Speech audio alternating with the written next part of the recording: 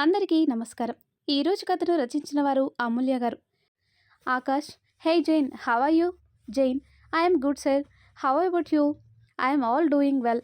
జైన్ కాస్త అనుమానంగా, సార్, అవనిని చూశారా? హా, అవనిని చూడటం అయ్యింది. తను నాకు, నేను తనకు నచ్చటమూ అయింది. ఇక పెళ్ళే అని అంటాడు ఆకాష్. ఇక్కడ అవనికి, అక్కడ జైన్కి ఒక్కసారిగా దిమ్మ తిరిగిపోయింది. అవని మనసులో, ఓరి దుర్మార్గుడా, పెళ్ళేంట్రా, ఇంకా పిల్లనే చూడలేదు, అప్పుడే పెళ్ళి అని అనేస్తున్నావు. ఆ పక్కన మాట్లాడే కూన ఎవరో అని అనుకుంటూ గోర్లు కొరికేసుకుంటూ చూస్తుంది.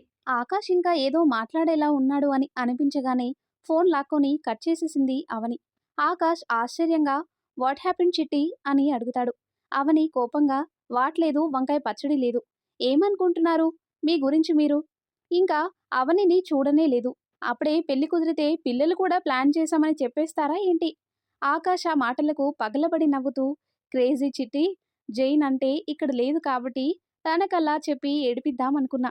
కానీ నీకు అన్నీ తెలుసుగా, మరేంటి నువ్వు కూడా నవ్వాపుకుంటూ అడుగుతాడు. అవని మనసులో, ఇది ఆటలాడే విషయమా స్వామి? ఆ జైంట్ వీళ్ళెవరో బయటకి వచ్చినప్పుడు ఫోన్ చేసింది కాబట్టి బ్రతికిపోయాము. అదే ఇంట్లో ఉన్నప్పుడు చేసుంటే, అమ్మ ముందో నాన్న ముందో ఈ మాట అనుంటే నా పరిస్థితి ఏంగాను? అబ్బబ్బా! ఇంటికి వెళ్ళి అమ్మ చేత ఒక స్ట్రాంగ్ కాఫీ పెట్టించుకొని తాగితే కానీ నా బుజ్జి బుర్ర ఈ ఉత్తముడిచ్చిన షాక్ నుండి బయటికి రాదు అనుకుంటూ ఉండగా, వాట్ చిట్టి, ఏంటి, ఏం మాట్లాడవు అంటాడు ఆకాష్. కాసేపు గమ్మునే ఉండండి. ఇంటికి వెళ్ళాక నన్ను కదిలించండి. అంతవరకు ఇలానే ఉండండి. లేదంటే మీకు ప్రమాదం. నేను చెప్పాల్సింది చెప్పేశాను. ఆ తర్వాత మీ ఇష్టం అంటుంది అవని. ఆకాష్ కన్ఫ్యూజ్ అవుతూ, ఏంటి ఈ అమ్మాయి ఇలా మాట్లాడుతుంది అనుకుంటాడు. ఇంటికి వెళ్ళగానే వంటగదిలోకి వెళ్ళబోతూ మళ్ళీ ఎక్కడ తను అమ్మతో మాట్లాడేది వింటాడేమో అని ఆకాష్ వైపు తిరిగి, మీరు లోపలికి వెళ్ళి స్నానం చేయండి అంటుంది. ఆకాష్ ఏం మాట్లాడకుండా వెళ్ళిపోతాడు. చిన్ను బంటి అక్కడే టీవీ చూస్తూ ఉంటారు. రేయ్ బంటి, చూసావా, అవని చెప్తే ఎలా మాట వింటున్నాడో అంటుంది చిన్ను. అతనేంటే, మన అవని కూడా అతనొచ్చాక మనల్ని పట్టించుకోవడమే మానేసింది అంటాడు బంటి. అవునరా బాబు, ఇంతకుముందు ఎక్కడికి వెళ్ళాలన్నా మనిద్దరిని వెనకేసుకొని పోయేది. ఇప్పుడు అతను వచ్చేశాడుగా అంటుంది చిన్ను. ఏమోలే, ఇతను అవనికి నచ్చితే అదే చాలు అంటాడు బంటి. అవని వంటగదిలోకి వెళ్ళి ఒక కాఫీ పెట్టమని చెప్పి వెళ్ళి చిన్ను బంటి పక్కన కూర్చొని, ఏంట్రా ఓ తెగ చెవులు కొరుక్కుంటున్నారు? ఏంలే అవని, మమ్మల్ని పిలవకుండా నువ్వు ఒక్కదానివే తిరుగుతున్నావుగా అన్ని చోట్లకు, ఆ అమెరికా అబ్బాయిని తీసుకొని, అదే మాట్లాడుకుంటున్నాం అంటాడు బంటి. అప్పుడు అవని, ఇంతకుముందు నేను తానా అంటే మీరు తందానా అనేవారు. కానీ ఇప్పుడు నాయనకే గోతులు తవ్వడం మొదలుపెట్టారుగా. మొన్న రైల్వే స్టేషన్లో చూడలేదా ఏంటి? నేను నా అవని కాదు అంటే అవును అనడం, ఇంకా అతనికి బాగా మర్యాదలు చేయడం చూస్తూనే ఉన్నా. కొంపదీసి ఆ తెల్లోడే మీ భావాన్ని ఫిక్స్ అవ్వలేదుగా. అలా నాకు తెలియకుండా అయ్యుంటే ఆ భావన మీ మనసులోంచి తీసేయండి. లేదంటే నా చేతిలో మీరు అయిపోతారు అంటూ సురేఖ పిలవడంతో అక్కడి నుంచి వెళ్ళిపోతుంది. చిన్ను బంటి ఇద్దరూ ఏం పట్టించుకోదనుకుంటాం కానీ అన్నిటి మీద కన్నే అవనికి అనుకుంటారు. అవని కాఫీ కోసం ఎగురుకుంటూ వెళ్ళి, అమ్మ, 2 కాఫీ కప్పులు ట్రేలో పెట్టుకొని ఉండటం చూసి నవ్వుతూ, ఇంకోటెవరికి సురేఖ అంటుంది కాఫీ కప్పు తీసుకుంటూ. అవని చేతిపై ఒకటేసి సురేఖ, ఇది పైకి తీసుకెళ్ళు, ఆ అబ్బాయి ఉన్నాడుగా, ఇద్దరూ తాగండి. అవని కోపంగా, అమ్మా, ఏంటిది, నువ్వే చెప్పు, ఆ అబ్బాయి ఎవరో కూడా తెలీదు. అలాంటిది నేను వెళ్ళి ఆ అబ్బాయితో కలిసి కాఫీ తాగాలా? ఏమన్నా స్పృహలో ఉండే మాట్లాడుతున్నావా? అప్పుడు సురేఖ, ఆ అబ్బాయితోనే నీ పెళ్ళి అని మీ నాన్న నిశ్చయించారు. నాకు మీ తాతయ్యకు, బాబాయ్లకు, పిన్నిలకు, ఆఖరికి మన చిన్ను బంటిలకు కూడా నచ్చాడు. నీకు నచ్చకుండా ఉండడు కాబట్టి వెళ్ళి అతన్ని అర్థం చేసుకోవటానికి ప్రయత్నించు. లేదంటే నీ ఇష్టంతో పని లేకుండా పెళ్లి చేసినా చేసిస్తారు. అవని వస్తున్న కన్నిటిని పంటి బిగువన దాచి ట్రే తీసుకుని పైకి వెళ్ళింది. కట్ చేస్తే జైన్కి ఆకాష్ల పెళ్లి అనడం, వెంటనే ఫోన్ కట్ చేయటం, ఇవన్నీ టెన్షన్గా ఉంది. పేపర్ వెయిట్ని ఒక చేత్తో తిప్పుతూ ఇంకో చేతిని నోటి దగ్గర పెట్టుకుని గోర్లు కొరుక్కుంటూ కూర్చుంది. అప్పుడే లోపలికి వచ్చిన జాన్ జైన్ని అలా చూస్తూ, ఏమైంది జైన్ అంటాడు కూల్గా. అప్పటి వరకు అణిచిపెట్టుకుని ఉన్న కోపాన్ని, కంగారును ఒక్కసారిగా బయటకు రావడం.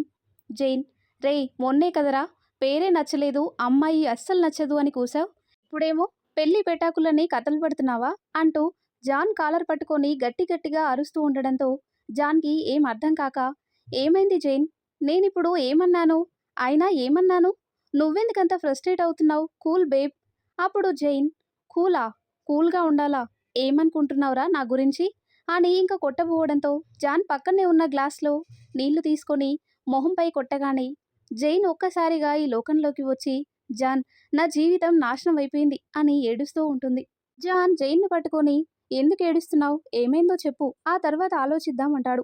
జైన్ మాట్లాడిందంతా చెప్తుంది. జాన్, ఓకే, ఇప్పుడు వదిలేయ్. కాస్త రెస్ట్ తీసుకో. మళ్ళీ చూద్దాం అంటాడు. లేదు జాన్, ఏదో ఒకటి చెయ్యాలి. చేస్తాను. ఆకాష్ వెంటనే మళ్ళీ ఇక్కడికి వచ్చేయాలి. ఆకాష్ నైట్ డ్రెస్ వేసుకొని తల తుడుచుకుంటూ ఉండగా అవని తలుపు దగ్గరికి వచ్చి తలుపు తెరిచి ఉండడం చూసి తలుపు మీద తడుతుంది.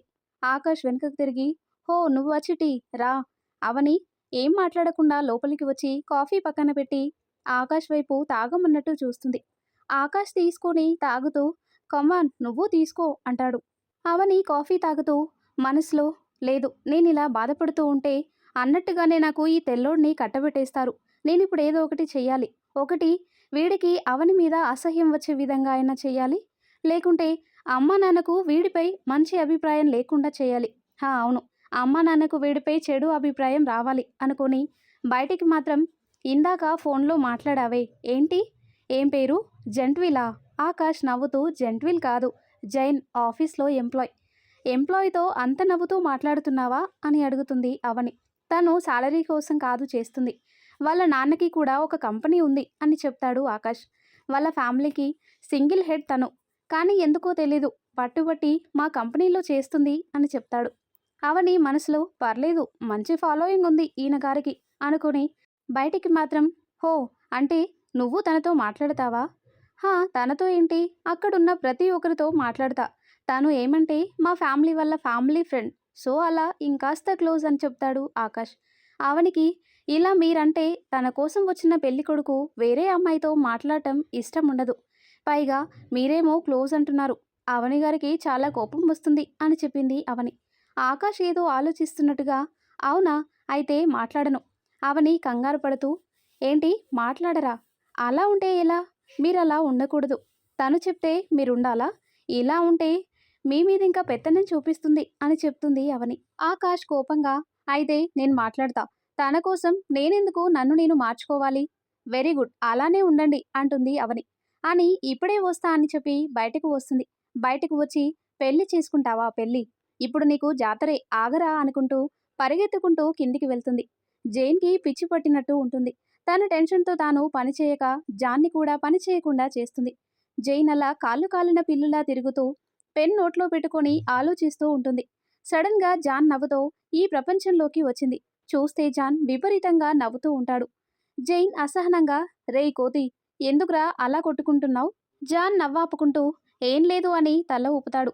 జైన్ కోపంగా పక్కనే ఉన్న పెన్ తీసుకొని జాన్ కాలర్ పట్టుకొని, రేయ్, చెప్తావా లేదా? పెన్ గొంతులోకి దింపేయమంటావా? వద్దే తల్లి, నువ్వు అన్నంత పని చేస్తావు. చెప్తాను కానీ నన్నేమీ అనకూడదు అంటాడు జైన్. ముందు కక్కుమల్ల చెప్తా అని జైన్ అంటుంది. జాన్ వస్తున్న నవ్వును పంటి బిగువున ఆపి, అంటే నువ్వు ఆ రోజు నాకు ఎంతో కష్టపడి ఏదో న్యూటన్లా చెప్పినట్టు రాళ్ళు రత్నాల్లా చెప్పావు కదా, అదంతా వేస్ట్ అయిపోయిందిగా, అందుకు నవ్వుతున్నా. జైన్ కోపంగా పెన్ విసిరేసి, అంటే ఆ పల్లెటూరు దానికంటే నేనే తక్కువ? జాన్, నా ఉద్దేశం అది కాదురా.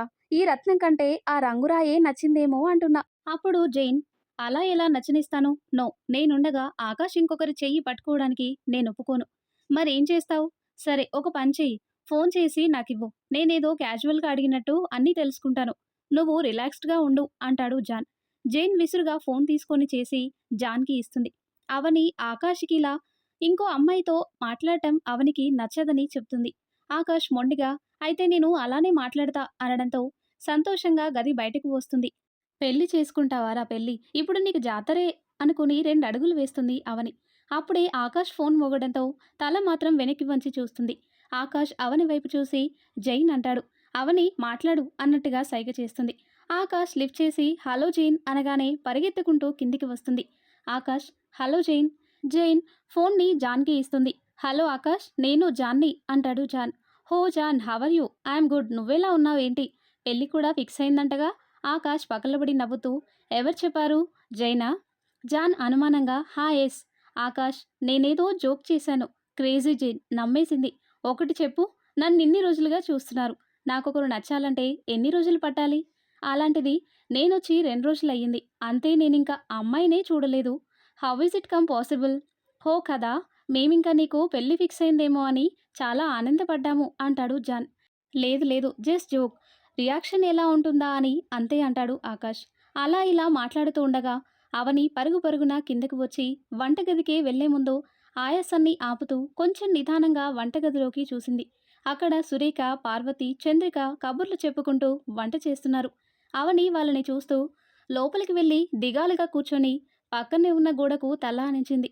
చంద్రిక అవనిని అలా చూడగానే ఏమైందవని, ఎందుకలా ఉన్నావు?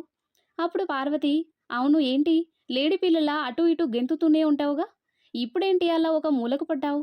సురేఖ మాత్రం అవనిని అనుమానంగా చూస్తూ బియ్యం కడుగుతోంది. అవని ఏడుపు గొంతుతో, ఏం చెప్పమంటావు పిన్ని, నా బాధలు ఎవరికి చెప్పుకోను? పుట్టింటోళ్ళకేమో నెత్తిన కుంపటిలాగా తయారయ్యాను. సరే వాళ్ళ కోసమైనా పెళ్లి చేసుకొని ఏదో గంతకు తగిన బొంత అనుకుని సర్దుకుపోదామనుకుంటే చేసుకోవాల్సిన వాడు సక్రమంగా ఉండడు అని ఏడుపందుకుంది. సురేఖకు గాబరా మొదలైంది. కానీ ఇప్పుడే బయటపడితే బంగారం లాంటి సంబంధం కాళ్ళతనుకున్నట్టే అనుకొని మౌనంగా గమనిస్తుంది. చంద్రిక, ఏమైంది, ఆ అబ్బాయికి బానే ఉన్నాడుగా? హా, కాళ్ళు చేతులు కూడా చక్కగానే ఉన్నాయి. ఆ రమణారెడ్డి అల్లునికి ఉన్నట్టు ముక్కు వంకరలు మూతి వంకరలు ఏం లేకుండా లక్షణంగా ఉన్నాడు అంటుంది పార్వతి. ఆవని మొక్కు ఎగిచీతుతూ, రూపం ఉంటే ఏం లాభం, గుణం ముఖ్యం. ఇప్పుడు అతని గుణానికి వచ్చిన మచ్చేందే అంటుంది చంద్రిక. అవని ఒక్క ఉదుటున కిందికి దూకి, నువ్వే చెప్పు పిన్ని, ఎంత పాశ్చాత్య దేశం అయితే మాత్రం పరాయి ఆడపిల్లలతో ఎలా ఉండాలి, ఎలా మెలగాలి? ఇప్పుడు ఎలాగూ నన్ను అతనికి కట్టబెట్టాలని నిశ్చయించారుగా, మరి అతను ఎలాంటివాడో తెలుసుకునే పనిలేదా? సురేఖకి ఆ మాటలకు చాలా కోపం వచ్చింది. వెంటనే అవని దగ్గరికి వెళ్ళి, ఇప్పుడేమైందవని? ఎవరో జ్వేంటిల్లంట ఫోన్ చేసింది. ఒకటే ఇకయికలు పకపకలు. అది నన్ను పక్కన పెట్టుకుని ఎంత చండాలంగా ఉంటుంది, నువ్వే చెప్పు.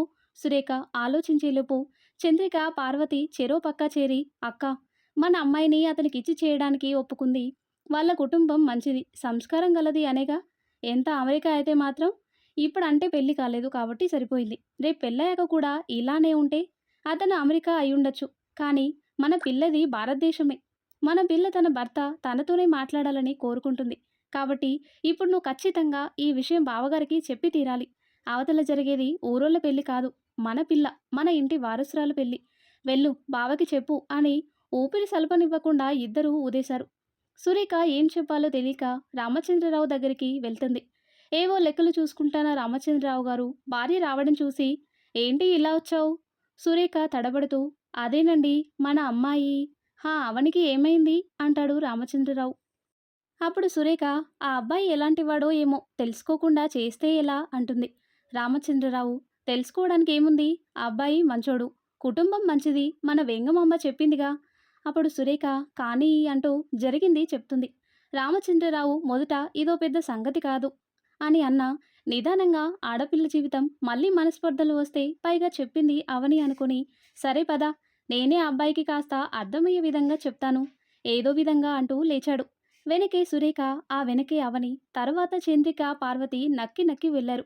రామచంద్రరావు గారు గది దగ్గరికి వెళ్ళగానే ఆకాష్ ఏదో రాసుకుంటూ ఫోన్లో మాట్లాడుతూ ఉన్నాడు. రామచంద్రరావు గారు పిలవగానే వెనక్కి తిరిగి పలకరింపుగా నవ్వుతూ ఫోన్లో, okay John, I catch you later అని చెప్పి ఫోన్ కట్ చేశాడు.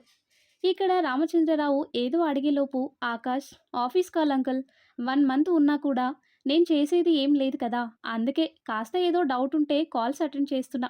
అంటే ఫోన్లో అని అడుగుతాడు రామచంద్రరావు. హా, జాన్ అని నా కంపెనీలో మేనేజర్, నాకు ఫ్రెండ్ లాంటోడు అని చెప్తాడు ఆకాష్.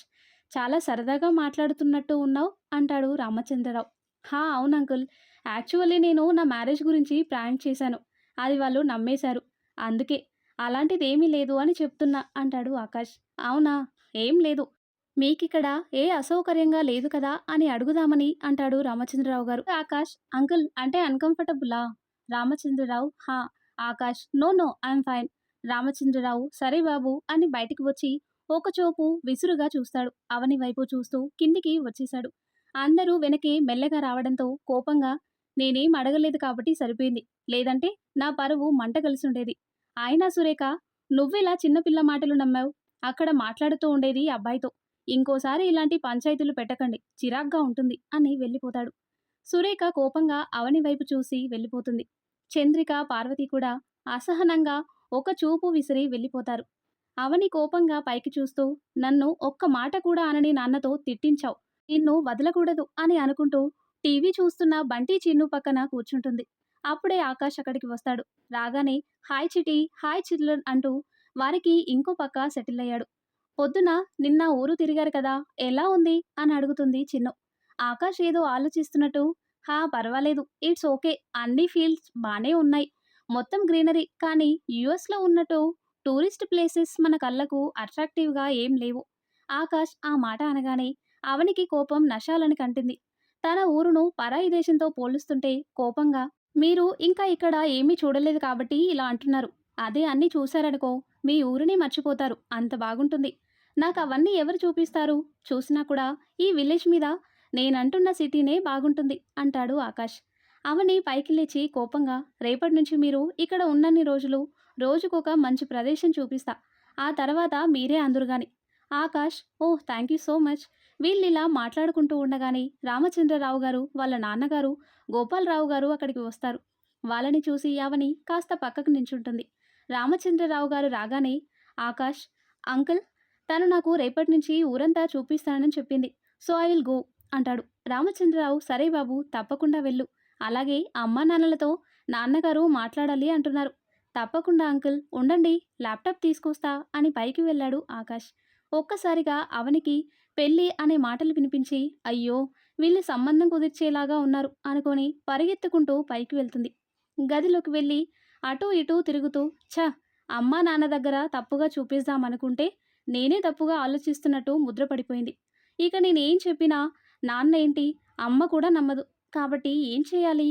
అతనికే అవని అన్నా, ఈ సంబంధం అన్నా విసుగు వచ్చేలా చేయాలి. కానీ ఎలా? పౌరుషానికి పోయి ఇందాక ఊరంతా తిప్పుతా అని మాట ఇచ్చేశాను. కానీ ఇచ్చింది ఎవరు? అవని కాదు కదా, చిట్టి కదా. కాబట్టి రేపటి నుంచి ఇక పక్కనే ఉండి తనంతట తానే నాకు ఈ సంబంధం వద్దు మొర్రో అని మొత్తుకునేలా చేస్తాను హా అనుకుంటూ అద్దం ముందు నిలబడి చెయ్యి ముందుకు చాపి నించుని, అవని అనే నేను ఆ తెలుగు రాని తెల్లోడిని ప్రేమించను అని, అతన్ని నా మనసులోకి రానివ్వనని, నా కంఠంలో ప్రాణం ఉన్నంత వరకు నా మాతృదేశంలోనే ఉంటానని, నా చివరి ఊపిరి ఉన్నంత వరకు నా దేశానికి అవమానం తీసుకురానని, అతని పట్ల జాలిగాని దయగాని చూపించబోనని, ఎట్టి పరిస్థితుల్లో ఈ సంబంధం చెడగొడతానని మనస వాచ కర్మన ప్రమాణం చేస్తున్నాను అంటూ గొప్పగా చెప్పి వెనక్కి తిరిగింది. చేతులు కట్టుకొని తనని చూస్తున్న ఆకాష్ని చూడగానే ఎంత హుషారుగా తిరిగిందో ఏమో, అలాగే పడిపోయింది. ఆ తర్వాత ఏం జరిగిందో, అవని చేసిన ప్రమాణం ఆకాష్ మొత్తం విన్నాడో లేదో నెక్స్ట్ వీడియోలో తెలుసుకుందాం. ఎంతో ఇంట్రెస్టింగ్గా ఉండే ఈ స్టోరీ నెక్స్ట్ పార్ట్స్ కోసం ఈ వీడియో లైక్ చేసి మన ఛానల్ని తప్పకుండా సబ్స్క్రైబ్ చేయండి. Thanks for watching.